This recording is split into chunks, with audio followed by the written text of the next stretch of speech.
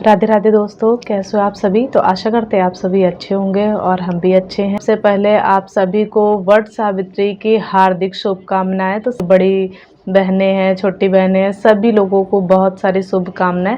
और इसी प्रकार से भगवान करे सभी लोग पूजा पाठ करते रहें, सबका सुहाग सलामत रहे। तो चलिए इस वीडियो में बहुत सारी जो महत्वपूर्ण बातें हैं तो सबके बारे में हम बताएंगे। तो सबसे पहली बात है, जो सबसे ज़्यादा लोग सोच रहे हैं कि पूजा कब करनी, पूजा का शुभ मुहूर्त क्या है। परिक्रमा जैसे हम धागे से लगाएंगे तो रक्षा सूत्र तोड़ करके पति को कैसे बांधेंगे उसमें से। और जैसे दान करेंगे तो देने का जगह नहीं है, तो दान की चीज़ों का क्या करेंगे, दान करें या ना करें। और आप लोगों का प्रश्न है कि अपने सिंदूरा से सिंदूर क्या दूसरे को लगा सकते हैं। तो इस प्रकार से बहुत सारी बातें हैं जिसके बारे में आज हम आप लोगों को बताएंगे कि कितने बार भोजन करें। तो सभी बातों के बारे में हम आप लोगों को बताएंगे। तो वीडियो को पूरा देखिएगा, बिल्कुल भी स्किप मत करिएगा। तो चलिए वीडियो शुरू करते हैं और लेकर के चलते हैं आगे। तो सभी लोग ध्यान से सुनिएगा। तो और हमारा वीडियो आप लोगों को अच्छा लगा है तो प्लीज़ आप हमारे चैनल को सब्सक्राइब कर दीजिएगा और वीडियो को लाइक कर दीजिएगा। तो सबसे पहले हम आप लोगों को बताएंगे 26 तारीख को, 26 मई दिन है सोमवार। तो सोमवार के दिन हम सोमवती अमावस्या भी करेंगे और वट सावित्री व्रत भी करेंगे। तो दो दो व्रत का लाभ मिलेगा। जो लोग जो व्रत करते हैं, मान लीजिए कोई दोनों करते हैं और कुछ लोग केवल सोमवती अमावस्या करते हैं, तो आप लोग देख लीजिएगा, उस विधि से आप लोग पूजा पाठ करिएगा और व्रत करिएगा। तो आप लोगों को हम बता दें कि हमें फेरी लगाने के लिए समय पूछ रहे हैं। तो अमावस्या तिथि 26 मई को दोपहर से लग रही है, 12:11 पर लग रही है। तो 27 मई को सुबह में 8:31 पर समाप्त हो जाएगी। तो ऐसी में 26 मई को ही व्रत रखना है आप लोगों को। अमावस्या का जो लोग व्रत रखते हैं, वट सावित्री का व्रत रखते हैं, तो वो 26 तारीख को ही व्रत रखेंगे, क्योंकि दोपहर की अमावस्या ही मान्य होती है। तो हम आप लोगों को बता देते हैं कि सबसे पहले एक तो बहुत लोग ये भी सोचते हैं कि वट वृक्ष और पीपल वृक्ष एक ही में है तो परिक्रमा लगा सकते हैं, तो बिल्कुल लगा सकते हैं। और दूसरी बात यह है कि पीपल वृक्ष के में परिक्रमा लगानी है तो पीपल वृक्ष अगर मिल जाता है तो ज़रूर लगाइए, अगर नहीं मिलता है तो केवल वट सावित्री का ही करिए आप। तो केवल बरगद की भी लगा सकते हैं और मिल जाता है तो आप दोनों की कर सकते हैं या केवल पूजा भी कर सकते हैं। तो अब हम बताते हैं पूजा का शुभ मुहूर्त। तो दोपहर से लग रही है, फिर भी वो जो दिन है 26 मई का, तो वो व्रत की वजह से पूरे दिन मान्य रहेगा। उदया तिथि को ध्यान में रखते हुए आप सुबह से लेकर के जब सूर्योदय हो जाता है तब से लेकर के और शाम 5:30 बजे तक आप पूजा पाठ कर सकते हैं।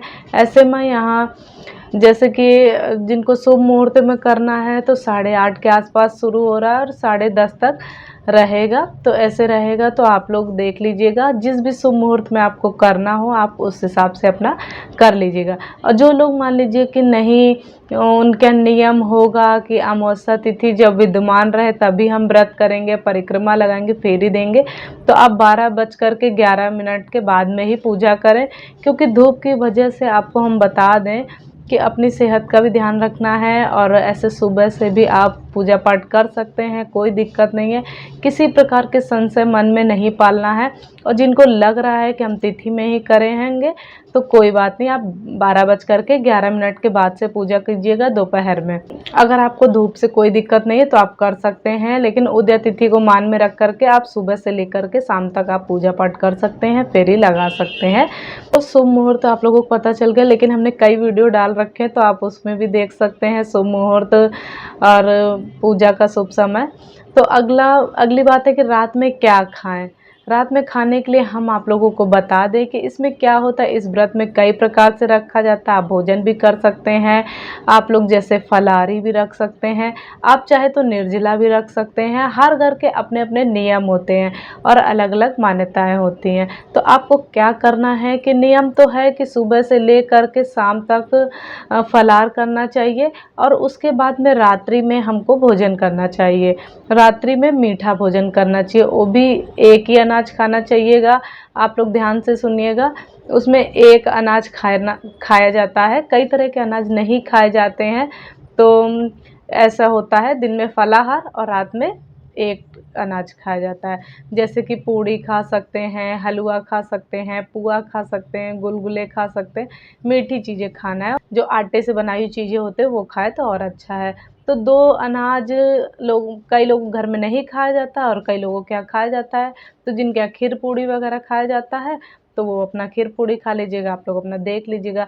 सिर्फ़ एक बार अनाज खाना है, रात्रि में खा लीजिएगा या दिन में एक बार खा लीजिएगा। और संध्या के समय में कुछ लोग एक पुआ वगैरह खा लेते, कुछ लोग संध्या से पहले खा लेते, सूर्यास्त से पहले खा लेते, तो सबके घर का नियम अलग-अलग होता है। दूसरा प्रश्न है कि मौली का धागा आप बोलती हैं कि तोड़ना नहीं है तो पति को कैसे बाँधेंगे? तो जब पूजा कीजिएगा, पूजा करते समय जो धागा हम चढ़ाएँगे सत्यवान जी को, तो वही धागा ला करके अपने पति को पूजा में जो भी आप गणेश जी को चढ़ाते या उनको चढ़ाते, तो वही धागा अपने घर ला करके वही अपने पति को बाँध दीजिएगा। तो उसको तोड़ करके आप इस्तेमाल कर सकते हैं पूजा में और उसके बाद में आप पूजा होने के बाद में परिक्रमा प्रारंभ कर दीजिए। तो अगली बात है कि मूँगफली जिससे हम परिक्रमा लगाएँगे, मूँगफली से, अंगूर से, सिंदूर बिंदी से, आप जिससे भी चाहे उससे परिक्रमा लगा सकते हैं। तो अगर मूँगफली है तो उसका हम क्या करेंगे? तो नियम तो है कि जो ब्राह्मण होते हैं वहाँ पे कथा सुनाते हैं तो उनको ही दे देना चाहिए।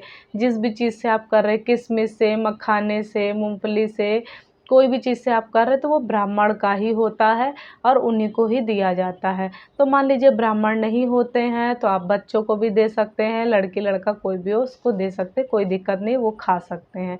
नहीं तो गाय को भी खिला सकते हैं, वो बाकी आपके ऊपर में है। तो चलिए दूसरी बात है कि दान अगर कोई लेने वाला नहीं है तो दान हम किसको देंगे? इतनी सब चीज़ें हैं जो हैं तो उसका दान हम किसको करेंगे? तो बहुत से लोग जो होते हैं दान नहीं लेना चाहते हैं, ब्राह्मण भी उतना सिंदूर बिंदी जो होता है उनको मिलता रहता है ब्राह्मण को भी, तो उनके घर में भी वो क्या करेंगे? तो अब क्या कीजिएगा कि जो भी फल फ्रूट चढ़ाइएगा वो किसी भी ज़रूरतमंद को या किसी कन्या को आस-पड़ोस में भी आप या वहाँ पे देखिए किसी को तो वहाँ पे दे सकते हैं आप। तो अगर कोई नहीं ले रहा है तो आप गौ माता को भी खिला सकते हैं या आप किसी गरीब को भी दे सकते हैं। आजकल लोग बहुत भ्रम करते हैं और लेते नहीं हैं तो आप देख लीजिएगा, तो किसी ज़रूरतमंद को भी दान की का मतलब दान कर सकते हैं। केवल बिंदी सिंदूर दान कर के रख लीजिएगा, वो किसी बिटिया की विवाह होता है तो उनको दे सकते हैं, ननद को भी दे सकते हैं, लेकिन सिंदूर बिंदी आप रख सकते हैं और उसका दान ज़रूर कीजिएगा। जब कोई आपके घर आए तो आप उनको दे सकते हैं। आटा वगैरह का दान है तो अगर देने की जगह नहीं है तो आप मत दीजिएगा। वैसे चाहे तो आप किसी ज़रूरतमंद को आटा वगैरह का दान कर सकते हैं। तो अगली बात है कि सिंदूरा से क्या किसी दूसरे को सिंदूर लगा सकते हैं? तो नहीं लगाना चाहिए। आजकल लोग नहीं लगाते, चाहे छठ पूजा हो, चाहे वट सावित्री का व्रत हो, तो सिंदूरा से लोग आजकल नहीं लगाते हैं। नया पैकेट या पूजा का सिंदूर थोड़ा-सा डाल कर के ले लीजिएगा और उसी से लोगों को सिंदूरा से नहीं लगाना, उसी से लगाइएगा। वो सिंदूरा से जो होता है तो जब दुल्हन होती है, माँग भराई वाली रस्म होती है, तभी उस सिंदूरा से लोग लगाते हैं, बाद में लोग नहीं लगाते हैं। कुछ लोगों के यहाँ छठ पूजा में सिंदूरा से ही सिंदूर एक-दूसरे को लगाया जाता है, लेकिन आप लोग मत लगाइए तो ज़्यादा बेहतर है। अलग से सिंदूर ले लीजिएगा, उसी से आप लगा सकते हैं। तो अगली बात है कि तेरस का जो व्रत करना है आप लोगों को, तो हम आप लोगों को बता चुके हैं कि 25 तारीख को 25 मई दिन रविवार को त्रयोदशी यानी हम तेरस के नाम से भी जानते हैं। तो शिवरात्रि मासिक शिवरात्रि के नाम से भी हम जानते हैं। तो आप लोग 25 तारीख को जिनको व्रत रखना है रख सकते हैं। तो आप लोगों का प्रश्न है कि अमावस्या को पारण कैसे करेंगे? तो आप 11-12 बजे के बाद में रात में मीठा सेवइयाँ वगैरह खा लीजिएगा, खीर वगैरह भी खा सकते हैं और अपना व्रत जो है तो उसको तो इस तरीके से आप अपना व्रत संपन्न कर सकते हैं। अगर अमावस्या से आपको कोई दिक्कत है कि पारण नहीं किया जा सकता है अमावस्या को, तो आप इस विधि से भी तेरस का व्रत रख सकते हैं। तो 24 तारीख को प्रदोष है और 25 मई को शिवरात्रि है। तो ये हो गया। अगला प्रश्न है कि वट सावित्री के दिन वट का पत्ता नहीं तोड़ेंगे तो हम पूजा कैसे करेंगे? बालों में कैसे लगाएँगे? तो देखिए टहनी वगैरह हमें नहीं तोड़ना चाहिए। 1-2 पत्ता जो हुआ है तो हमें पूजा पाठ में चढ़ाना है तो एक दिन पहले अगर तोड़ लें तो अच्छा है। लेकिन अगर नहीं तोड़ पाते, दूर है, आप नहीं पहुँच पाए, तो उस दिन आप तोड़ सकते हैं, पत्ता तोड़ सकते हैं, लेकिन टहनी और डाली जो है उनको नहीं तोड़ना है। पहले ही तोड़ के मना ले।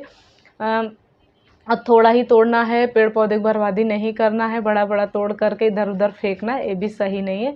छोटा सा भी तोड़ करके हम नियम कर लेंगे। और जिनको वो भी नहीं मिलता है तो वो तुलसी जी से भी पूजा कर सकते हैं, मैंने पहले भी बताया है। तो अगला प्रश्न है कि पहले किसकी पूजा करें, सोमवती अमावस्या की या वट सावित्री की। तो पहले आप वट सावित्री की पूजा करिएगा, उसके बाद में सोमवती अमावस्या की पूजा कर सकते हैं। अगली बात है कि जैसे कि पारण में हमें क्या खाना चाहिए अगले दिन। तो अगले दिन पारण में आप लोगों को नॉर्मल भोजन जो होता है, तो जो लोग मंगलवार का व्रत रखते हैं तो वो अपना देख लेंगे कि जैसे कि फल फलार खाएंगे। और जो लोग नहीं रखते हैं तो वो अपना शुद्ध सात्विक भोजन, दाल चावल सब्जी जो आप लोग खाते हैं तो वो खा सकते हैं। पारण में लहसुन प्याज भी खा सकते हैं, ऐसा कुछ भी नहीं है कि शुद्ध सात्विक ही खाते हैं। और अपने घर का नियम आप लोग देख लीजिएगा। तो अगली बात है कि बाँस की टोकरी क्या लेना ज़रूरी है। तो इसमें से कोरी साड़ी का भी नियम नहीं है और बाँस की टोकरी का भी नियम नहीं है।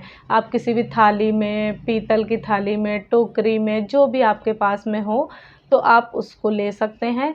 कुछ जगह पर बाँस की टोकरी में ही ज़रूरी होता है, पूजा पाठ चढ़ाया जाता है और बरगद के पेड़ के पास में ले जाया जाता है, तो वो अपना देख लेंगे।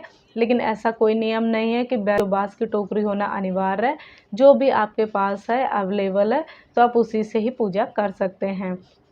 और अगली बात है कि जो दान किया हुआ है तो सासू माँ या अपनी माँ को दे सकते हैं। तो जी नहीं, कभी भी बिटिया लोगों का दान किया हुआ मतलब माँ को नहीं करना चाहिए, मायके वाले को नहीं देना चाहिए और ना खुद इस्तेमाल करना चाहिए। आप लोग अपने घर का देख लीजिएगा। बेटी का दान किया हुआ अगर मायके वाले इस्तेमाल करेंगे तो आपके लिए हानिकारक नहीं है, लेकिन जो आपके मायके वाले हैं, आपके पीहर वाले हैं, उनके लिए नुकसानदेह है। तो कभी भी दान की हुई चीज़ें अपने मायके वाले को नहीं देना चाहिए। एक तो बेटी का वैसे भी कन्यादान वो लोग करते हैं और हम दान करके उनको दें, तो ये सही नहीं है। बाकी आप लोग अपना देख लीजिएगा, क्योंकि जो नियम है वो हमने आप लोगों को बता दिया। तो चलिए अगली बात है कि जैसे कि प्रसाद वहाँ चढ़ाएँगे चने का या जो भी फल फ्रूट है तो उसको उठा लाएँगे। तो हाँ, बिल्कुल उठा लाएँगे, जो उठाने लायक है तो उठा लाएँगे, उससे आप पोछा भी भर सकते हैं।